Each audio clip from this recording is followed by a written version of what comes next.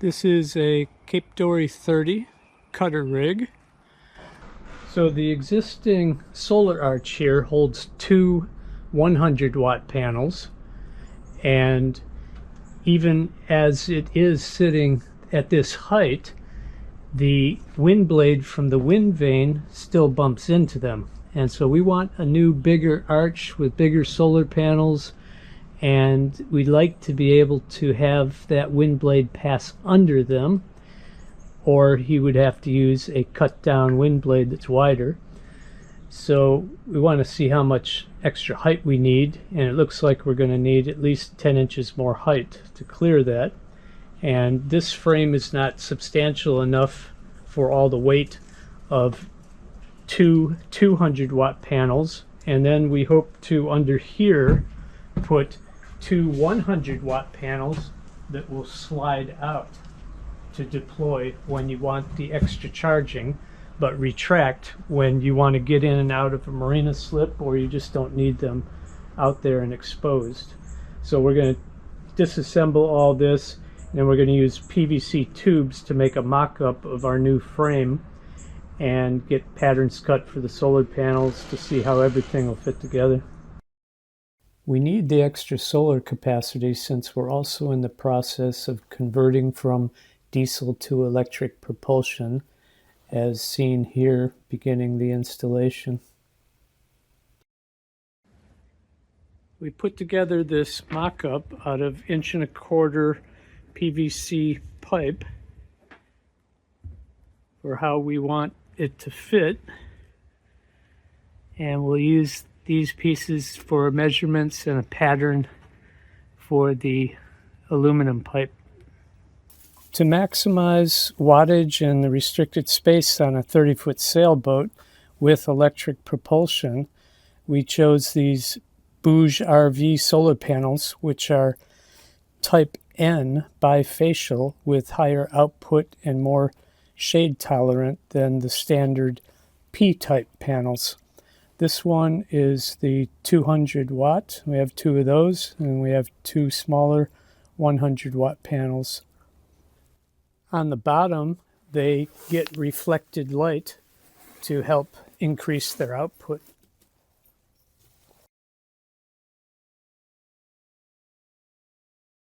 We purchased two pieces of this 1.25 inch polished 64-63 grade aluminum Schedule 40 pipe in standard 23-foot lengths from our wholesale supplier in Jacksonville, Florida, because it was cheaper at $135 for each than ordering 8 pieces of cut lengths online.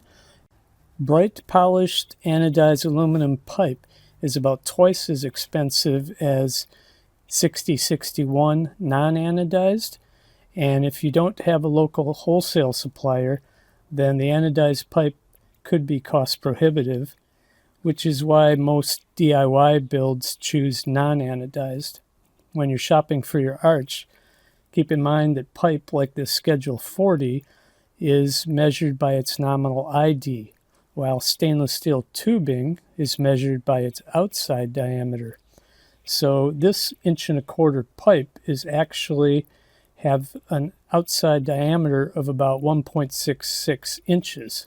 I went with Schedule 40 because it's plenty strong, lighter, and more budget friendly than the heavy walled Schedule 80, which is usually overkill for a solar arch this size. This is a new non-anodized compared to this shiny anodized pipe. And this is a slightly older one getting oxidized, and this one's been in the marine environment for years. It's still structurally strong, but it just doesn't look very nice. For the aluminum angle, I went with 3/16 by 2 by 2 non-anodized grade 60-61 because angle bar is hard to source in anodized 6463, and in this build it is not in a highly visible area, so it doesn't matter if it becomes oxidized on the surface. You can see that these speed rail fittings come in a wide variety.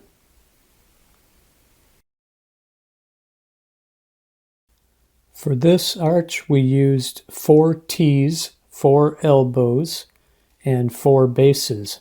The full parts list is in the video description.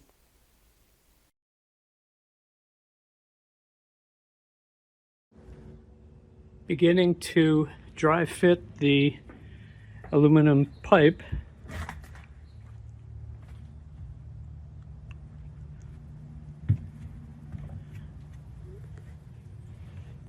Because these are not special angled deck fittings or hinged ones, we'll have to build up some fiberglass or wood pads that are angled before bolting it in. These speed rail fittings come with 3/8 zinc plated Allen head screws, so we'll have to replace those with stainless. With the arch centered and the aft legs as far outboard as they can go, measured the center line of the arch is a 1/2 inch offset from the center line of the backstay, so we have to leave clearance between the 2 solar panels for the backstay to run through between them, and also enough clearance for the offset plus the width of the backstay lower swage fitting so it can be installed with the arch in place.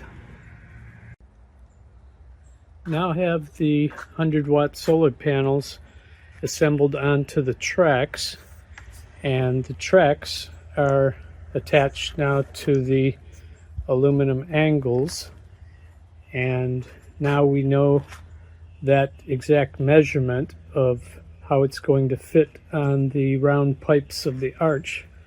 So next we'll take it up and set it down and confirm that it fits.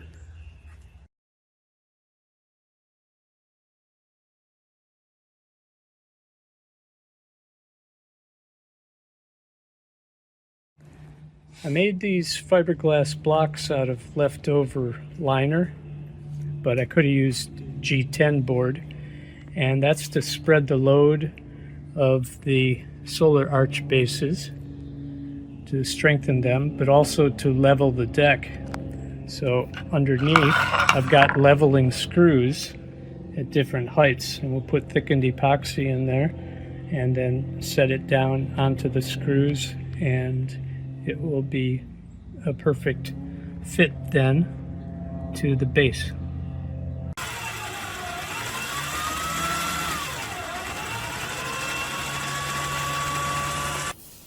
So here it is with the panels deployed.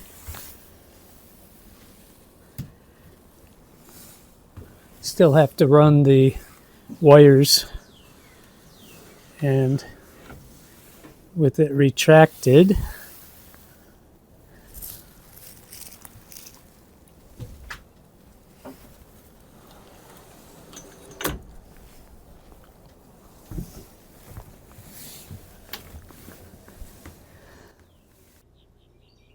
under high load fasteners like these arch bases, I use the thin tape under the stainless steel washer just for some extra corrosion protection, instead of using thick plastic washers that could compress and loosen over time, and the bolts get sealed with butyl or other sealant when they get final installation. Oh, and this area of the deck is going to get painted when we paint the rest of the deck. And under the deck here we have large backing plates to spread the load. The original flat-ended zinc-plated steel set screws will rust, and the flat heads don't give a secure enough fit into the pipe. And you can't just replace them with through bolts because they need to press against the loose fitting pipe and hold it in place. You can see there's a little gap in the looseness of the fitting to the pipe. So what I've done is use these replacement cone-tipped set screws and drilled a 3/16 pilot hole through the base threaded hole and through the pipe. And that way the set screw tip can get a grip deep into the pipe. I don't know if you can see it clearly here, but I ground a little slot in the bottom of the base here so that any salt water that runs in can also get out the bottom to drain. The track is attached to the solar panel with number 8 machine screws and nuts. Then the track is attached to the angle bar with number 10 machine screws that are tapped, and the angle bar is attached with 1/4-inch machine screws that are tapped into the arch pipe. And here you can see I have locking brackets for when the panels are extended. You just twist that wing nut up, and then back here there's another one. So normally you would only have to secure one of them for but very heavy use at sea. You might want to use 2. These rail clamps from Garhauer really secure the arch by locking it solidly onto the push pit, which itself is pretty solid. I had to cut this lower part of the push pit rail out because it was obstructing the leg on one side. And so I've got my bender out and a longer piece of tubing that I can bend to the right shape to fit.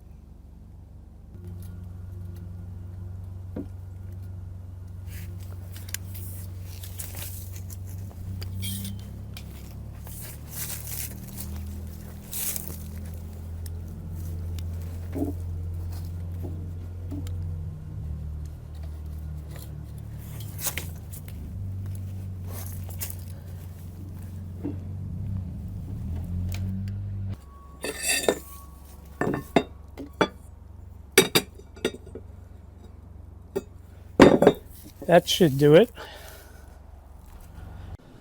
I'll TIG weld this piece on later when I have the push pit removed to take down to the workshop. Since the arch is wider at the forward end, the solar panels fit within the arch, but where it narrows at the transom, the arch is inboard of the solar panel slightly. So I've made these adapter brackets to bolt on to support the outboard corners.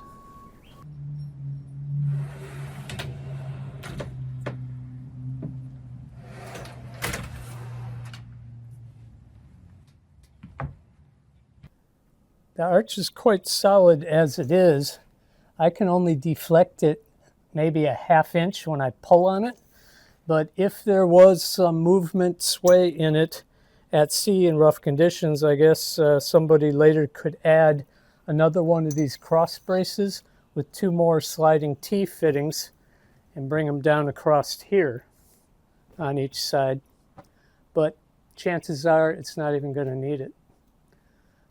The installation is complete aside from running the wires later, and we'll cover that in a future video on the electrics and electronics for this refit.